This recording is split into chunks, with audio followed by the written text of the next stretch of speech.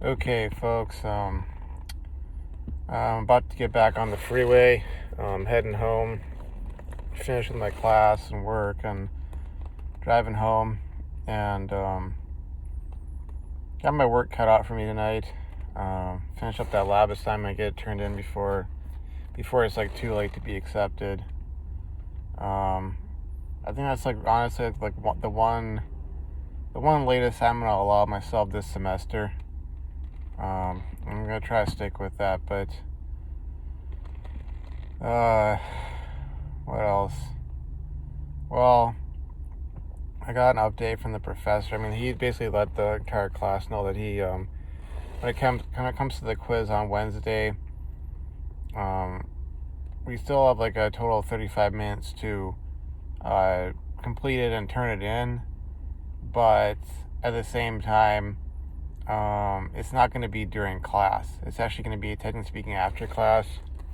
So between 4:30 p.m. and midnight, basically. Anytime during that, you got your half an hour, like actually 35 minutes.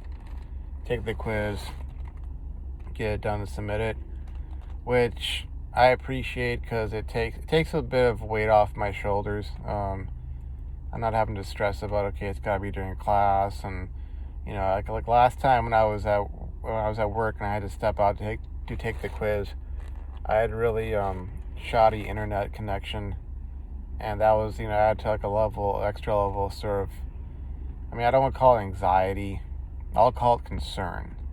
I think the word anxiety gets thrown around a little too much, and I've thrown it around a little too much myself, saying, "Oh, I'm stressed out," or "I'm anxious," or it added a level of concern. And there were like technical difficulties, which, I mean, luckily at that time he was, and he's shown himself to be understanding and not so like set on things that, if something does come up, technical issues or the workload seems a bit extreme or so, or a little too high or whatever, like he's flexible. And luckily he was willing to give us some extensions to, time to turn in what we'd, written down for answers to the quiz. But I appreciate the fact that he's doing this because, again, it's a little bit less concerning because, okay, like, I can find, a spot of time when I'm at home after work. Tip into my nose is kind of itching, but I can find that, quote unquote spot of time or that time slot when I'm at home after work, and I can go and take the quiz then, and I won't have the kind of issue of like trying to fit it in between work and everything else, which is nice because I obviously got my responsibilities at work, and I really. I don't want to have to sort of make that decision of like, okay, which is more important, not having either one suffer because of the other, that sort of thing. So luckily that got changed a bit, and I appreciate that. So that's one of the things that happened today. Other than that, turns out a couple of our folks are leaving the company, which, one of them ironically is the guy I had issues with when I started off working there, but he's apparently moving on to another company that, from the sounds of it, they'll be bringing him into a position that he like really wants to be in. So like it's kind of like he's quote unquote done his time, if you will, and now he's getting into, I think it sounds like a scientist position, which I'm happy for him. Regardless of the issues he may have had, the conflicts or whatever. So yeah, he's moving into that, and also the supervisor is moving. Actually, going back to the company that she came from. I guess they opened up some spots she wanted there. It's a big company, and she's getting to do that. So happy for her. But I mean, it's going to mean that there'll be some spots open on the team, and some folks are going to have to sort of fulfill responsibilities they might not otherwise have to because you won't have a supervisor for the time being. But yeah, so there's some updates going on there. Other than that, like I said, I got my work cut out for me. Once I get that whole lab thing done, which honestly, like at this point, it's just a matter of compiling things and doing a write-up. I pretty much have, an idea of what I'm going to put together. And, it's sort of a learning experience, I guess you could say, because honestly, I feel like, compared to so many of the other, like, quote-unquote engineering labs or lab assignments I've had in the past, like, this to me feels more like something an engineer would be doing. And, because, like, the other labs I had in the quote-unquote undergraduate chemical engineering lab class that I had, it really seemed more like researcher type stuff, which I know there are chemical engineers obviously out there who do research. I mean, process development, R&D. I mean, they do stuff like that.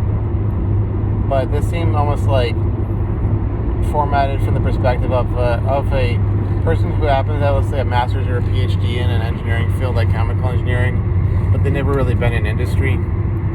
Whereas the lab assignment that we got, for this class I'm taking right now, it has the look and feel of something that you would think an engineer would actually do, like taking, let's say, taking pieces of, let's say, certain type of aluminum or steel or titanium, shaping them into a certain manner that fits with, let's say, these ASTMs, testing standards, and then subjecting them to tensile loads where they're repeatedly stretched, or they're stretched over a period of time continuously, or they're stretched and then held at a certain point for a certain period of time, and then you see how that affects like the amount of extension that goes on under certain loads using load cells, and then taking all of that data in combination with the geometric dimensions of the samples, and then tabulating that data and calculating certain values from that, like stress, strain, etc., and determining things like elastic modulus and how much the extension affects that value, and etc. And I guess the thing that beyond that really makes it feel like an engineering task is the number crunching, the data crunching, because so much of what I was told from one of my physics professors, like way back in the day, was like, okay, you become an engineer, and it's like almost like it's kind of funny in a sense, because so much of what being an engineer boils down to, using this from the perspective of like the folks he knew, who he went to school with, who became engineers. It was like they'd basically be handed a whole like stack of data, be told to essentially do data analysis, which would include like basically like number crunching, turning that that whole stack of data into something like that they could analyze, like a graph, or a curve on a graph, and then they could look at that and go, okay, here's what this tells us, and the big thing, or the big time consumer with this, as far as when I was going through it, which again is indicated that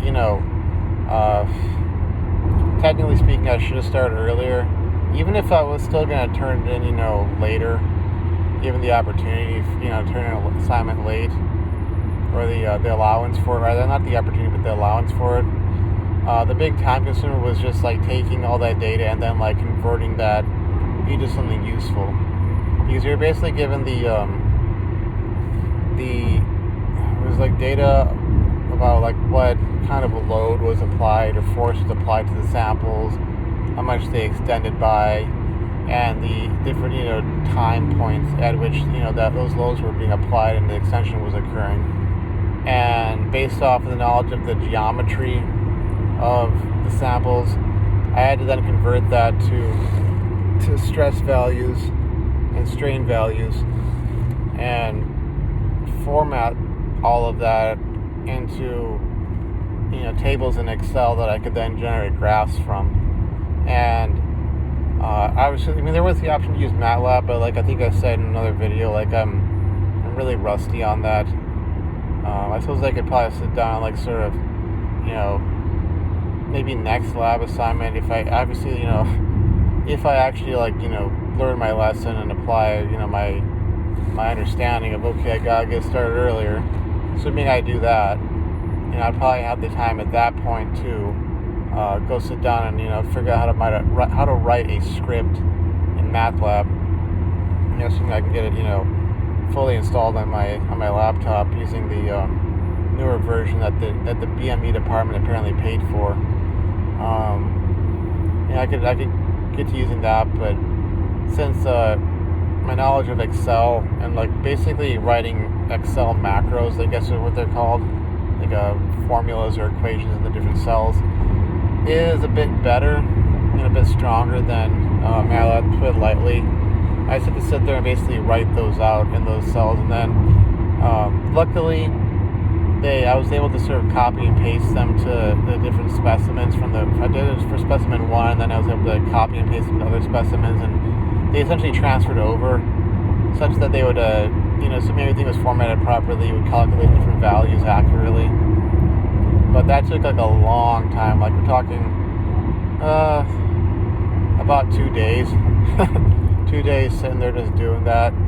And then I was able to do my analyses. My analyses honestly only took me maybe 2 to 3 hours working through things and having to do a few other calculations or so. And that was after I had to go. I basically did sort of another iteration of formatting, and that was sort of the stuff that sort of added some time to answering the questions. I made 2 to 3 hours, but that's nothing compared to 2 days, So it's sort of a lesson learned. Okay, if you're gonna have something like this, you gotta start early. And the big time consumer is not going to be the analysis. It's not going to be, calculating some values to answer some questions. It'll be doing all that data or time data crunching or number crunching. It'll be the time consumer, not time crunching. But that's what would use up the most time. So we gotta get that in tonight. Like I said, I'm gonna take some hits on that because I'm not great for that because obviously it's late, but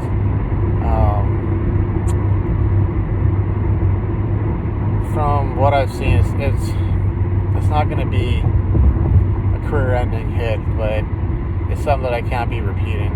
It's going to be my one assignment that I'll allow myself to be turning in late, given that I'm given the allowance too, and time being what it is, and it's this one time, but can't be repeating that. So after that, plan is to just dive into some of those in-class assignments, get those problems knocked out. I was already looking at them. They're really not that bad, but I will have to just sit down and put my nose to the grindstone and get that sort of stuff done, and sort of be ignoring everything else outside of that.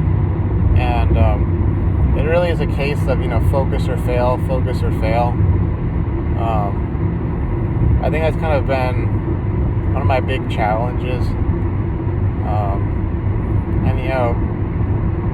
This isn't directly tied to NoFap, but like I said in the past,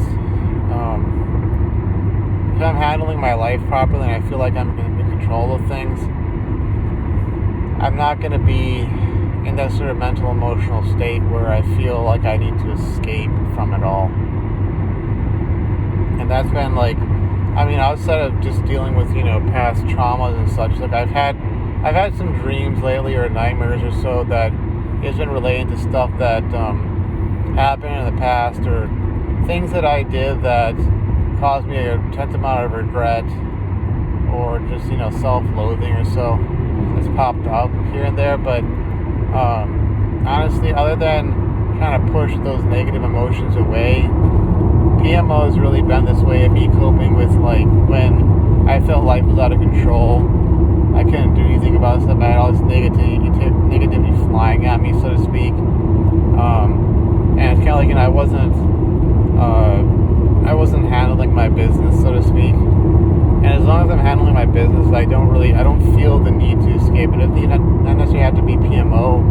It could be video games. It could be mindlessly surfing the internet. It could be, watching videos of people living the kind of life I want to live in. And I don't mean in a, quote unquote sexual sense. I mean even just like watching a video of some astronaut doing a spacewalk or so, like, wanting to sort of escape from mundane reality. Well, if I'm doing my due diligence and I'm, keeping in mind that what I'm doing right now, it might seem pointless, it might seem, dumb, it might seem like spinning your wheels in place, it might seem like it's not going fast enough, but what I'm doing right now, the decisions I make, etc., like, they will lead to the opening of or the closing of those doors in the future that I really want to go through, and I really need to keep that in mind, because it's like, okay, let's say, I get that lab assignment in tonight. Yeah, I take some hits on the grades wise, but let's say, I learned my lesson. I go back to cultivating that mindset, that set of habits and routines and, ways of carrying out my life. And let's say the next lab assignment, and the one after that, and the one after that, I get, awesome grades on, and I do well on my quizzes and, my midterm and all that, and I end up at the end of the semester with an A or an A minus. I mean, that's taking me even further forward, bumping on my GPA,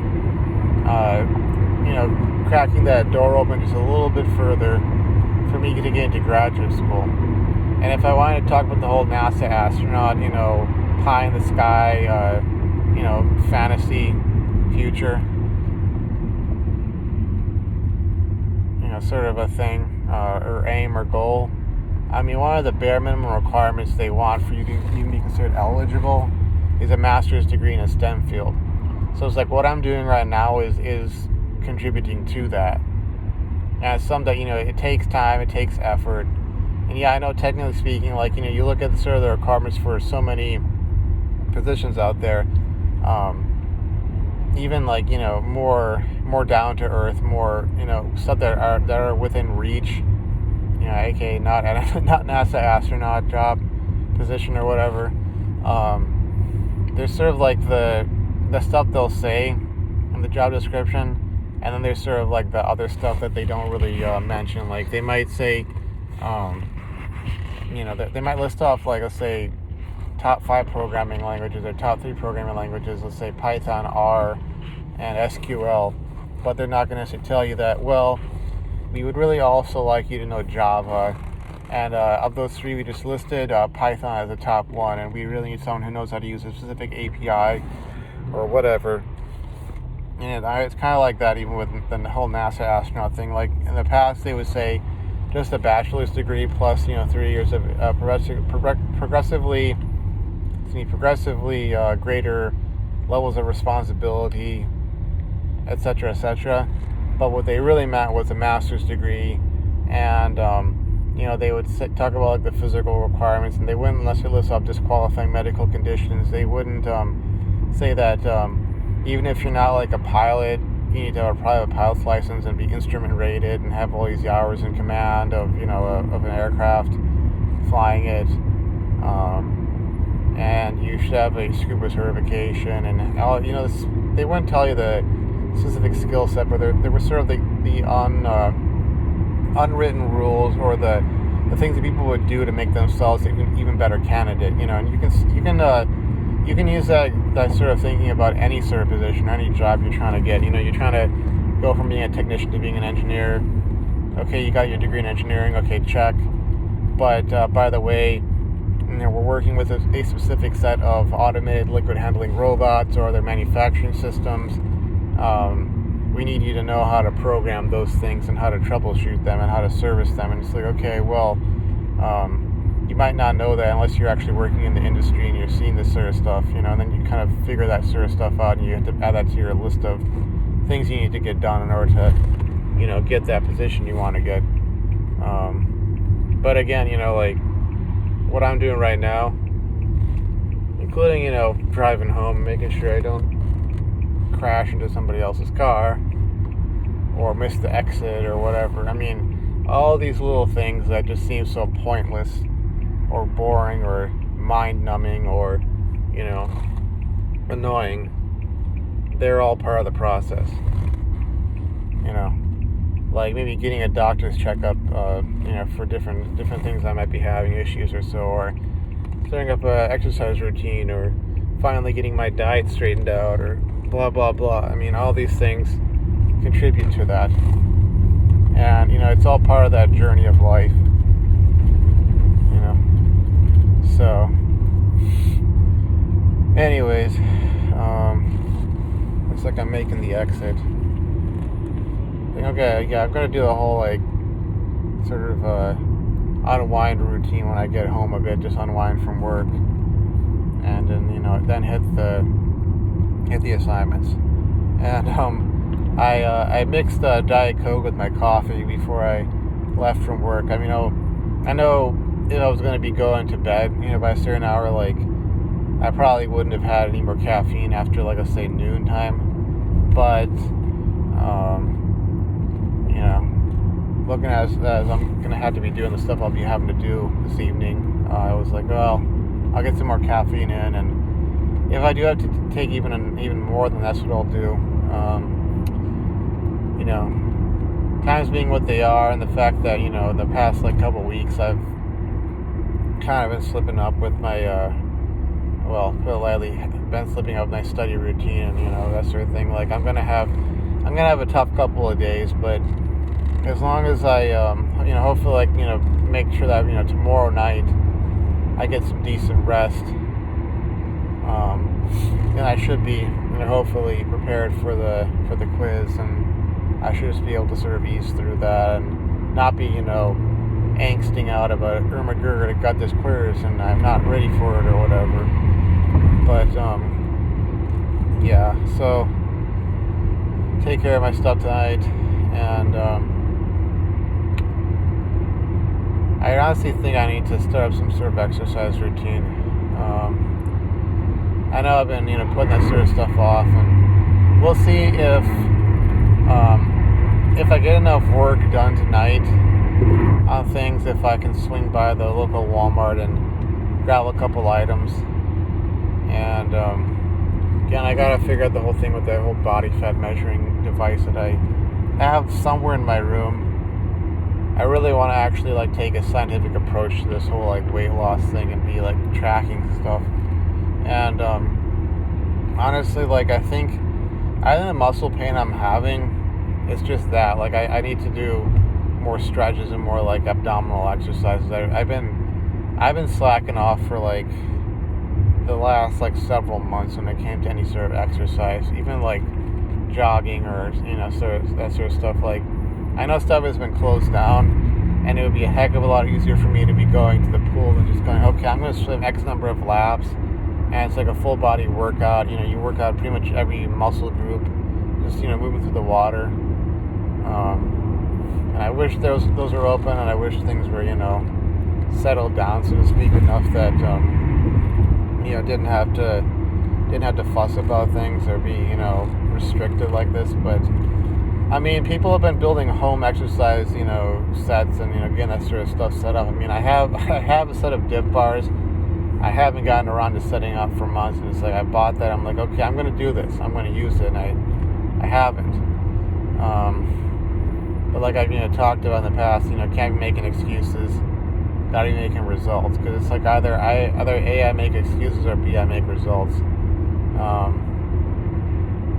And I do need to create that sort of checklist of, actually, you know what, forget it, I'm not making a checklist. I'm just gonna go send out some emails when I get home. Another thing I'll have to do, just send out some emails to the folks at the HR at work, and just ask them a question of, who do I have to check with, for instance, to find out which health insurance plan I'm on. Because I was on one of them at the last workplace, but I don't remember who I signed up for, or if I did sign some paperwork for this new place that I've been at for the last few months. Because I need to figure out who I can go to just to just to get a basic checkup on things, whether it's blood pressure or it's like issues with whatever.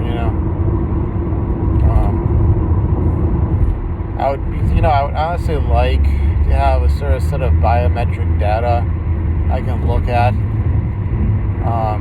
Because anytime like I have stress or strain or I have any pain or issues or so, like I end up honestly, I wouldn't say I wouldn't say that I lose my mind, but I do get like a little skittish about things and going like, okay, like how bad is this? Is this a sign of something or other? And it's kind of like if you were to go on online, even to some more of these more reputable sources for like layman's medical knowledge. Well, like it's kind of like, okay, this symptom could be the sign that you pulled a muscle, or it could be a sign that you're you're about to, like, I don't know, have a stroke or something like that. It's like it's very like almost like nebulous, and it's like, okay, you could just have some minor muscle pain, or it could be the sign that you're about to die. And unless you go to some medical professional or multiple medical professionals, so you can get several different opinions, and you sort of educate yourself from, like I said, reputable sources, you're very likely to be misled or to end up sort of misdiagnosing yourself, I think. And I'd rather be like proactive about this and be cognizant of things than just be going along my merry way for 5, 10, 15, 20 years and then have all sorts of medical problems because I just wasn't taking the time or making the effort to like inform myself or become informed as to what my medical state, the state of my health was. Especially if I really do plan on doing anything, and it doesn't have to be like, NASA astronaut is sort of like the peak of things. I use that as an example, but it could be getting involved in a sport. It could be traveling different places in the world, assuming things become available for traveling to. Places I can actually go to that I've wanted to go to, or it means getting involved in some sort of physically demanding sort of like adventure or something. Like I need to know where I'm at and what I can do in order to take care of my health, and be able to do those things. So anyways, now we got a GoPro up here. Hopefully, let's see if I can stop back here. I'm gonna wait for a green light. I got my phone out here. If I had a phone holder, maybe I wouldn't be so nervous. I wouldn't be holding my phone, but I'm trying to not make it so obvious. Things these days, man. Things these days that it's almost like the list of things that could get you in trouble in life, legally or otherwise, just keeps kind of expanding. But whatever the case may be, just trying to play it safe here. But one other thing I wanted to mention was that I did talk with my uncle, or emailed him back about like the whole student loan business, and explained to him my plan. And again, since he sees that I got this plan, I've been executing on that. He basically responded by saying, I think you got a good plan there. If you can do that, if you can stick with that, what you're doing right now, no need to take out another loan to, pay this one off or what have you. And, kind of gave me the thumbs up on that, which I appreciate it. Didn't have to argue with him about things, which I hate having to do that kind of stuff. Like I don't like arguing with my dad or with my mom or with my sister, but it seems like it's not even necessarily when you're having arguments like that. It seems like it's not really that you're arguing about what you think you're arguing about. It's more like what they call ego investments. And it's almost like people taking things as if, you're disagreeing with me because you want to disagree with me, as opposed to being, well, here's why this isn't a good idea, or here's why this is not a good plan. It's sort of like the whole debt issue. Me wanting to pay off all my debts is like, for the longest time, I feel like my dad kind of took that from the angle of like, oh, either, to give him the benefit of the doubt, maybe he thought that I just wasn't serious about paying off my debts, and I was just, saying stuff yet again. Or else he took it as, this would be sort of the worst end of things, would be him taking it as, oh, I thought that I was better than my old man, and oh, I'm not going to be in debt, I'm going to get debt free, and I'm going to become, that billionaire that you never could be, or whatever. And, as time's gone on, honestly, like, it's really not about that. And, I tried to get that across to him. He seems to understand that now, which is good. But, anyways, like I said, I got my work cut out for me. And, the thing that, it's a really roundabout, long, half an hour way of getting around to it, but I think the thing that made me really want to record this video, other than to do a end of the day follow-up update sort of a video, was that as I was parking, or I was going into park at the gas station to refill my gas tank. I remember this time, and I was way younger. I was first learning to drive, and I remember how, and this is embarrassing. I kind of laughed at it, oh man, how bad of a driver I was. How I scraped the side of the car that I was driving in along one of those, the cement poles they have, sort of like a guide pole, or whatever, boundary pole, whatever they have next to the actual, next to the pumps. I remember, it left that sort of yellow and white, paint marking on the side of the car. My dad was like, he knew, there was no way I could, oh yeah, that wasn't me. It's like, when you left, that wasn't there. When you came back, that was there.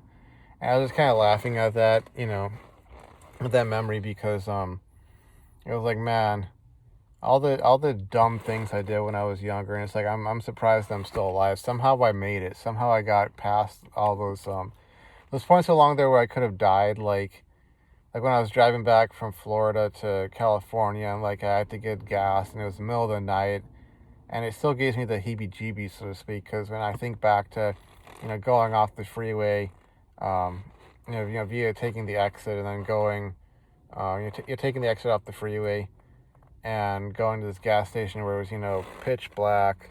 I think actually the lights were on, but there was nobody there, and it was all left in, auto mode. So you could, like I did, I was able to get gas, but nobody there, no gas station attendant, middle of the night off the freeway, and everything else is pitch black, so I set everything up, and I got gas, and I had to use the restroom, but I was just like, I'm just gonna go on the side of the road, basically, and did my business, hop back in the car. I was just, I was super paranoid at that point in time. Obviously I had the experience several months before of being robbed at gunpoint, and it was one of those scenarios where, some of you could literally have been waiting there in the wings, wait for somebody to pull up, and then it could have jumped me and, robbed me, stole my car, killed me. I think about stuff like that, or driving over the Mississippi in the middle of the night, and how, it was pitch black, everything. And if I had either, made a wrong turn and gone off the edge, or the bridge had collapsed or something, I would have been gone. I would have been dead, And just thinking about that sort of stuff and being like, okay, I have to be grateful to be alive right now, that I made it to the age I'm at. Relatively good health, not a lot of issues per se that I know of. Still being functional, being able to, graduate from college with an engineering degree, get that job, get this new job that I'm at, make this money, pay off my debts, basically to look forward into the future and be like, okay, I got a chance at least something, So, all this being said, 35 minutes later, I'm gonna head in. I think I'm actually gonna, okay, I need to grab some food. And I need to actually, pivot from where I'm at and actually get back on this diet, which means taking care of some purchases I need to make. But I'm gonna go out and grab some food and eat, shower, unwind for a bit, and then, get to work. So anyways, thanks for watching, folks. Thanks for the likes, the comments, the subscriptions. Thanks for the support. You know the spiel. I don't get that many views. I don't get that many subs. But, for those who have subbed, who have decided to stick around and watch me, clamber through life, thanks. And I'll see you folks around. Take it easy. Bye-bye.